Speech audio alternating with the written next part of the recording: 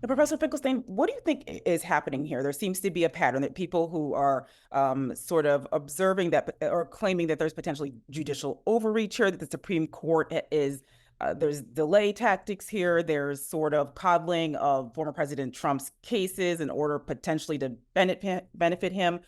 What do you see as the pattern that may be occurring here, if there even is one?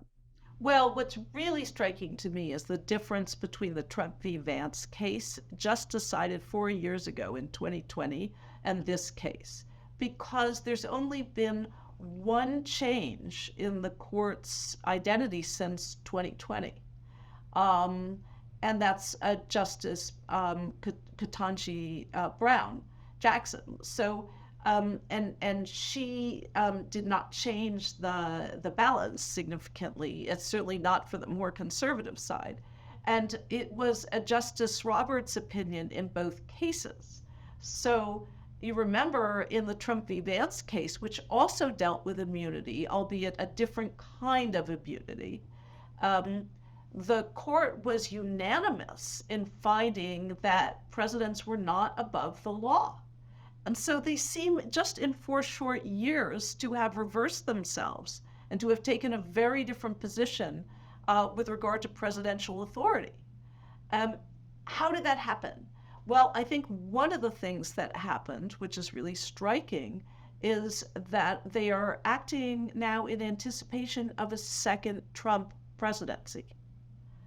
And they are expecting that presidency to be quite lawless. And they maybe, despite holding lifetime tenure, may be afraid. And they may also be afraid of their own accountability because significant questions have been raised about several of the members' ethics. And they are looking potentially for protection. So that's just a total speculation on my What do you, part. but if you could expand just a little bit on that, you said they are afraid that what exactly might happen.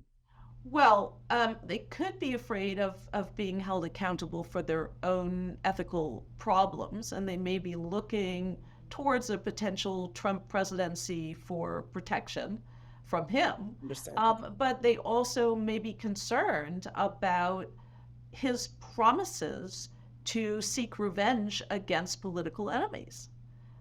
So he has promised to use the Justice Department to seek revenge against political enemies. He has said, he has promised that he will use the Justice Department in lawless ways and that he will seek to prosecute those who get in his way and those who have um, tried to hold him accountable.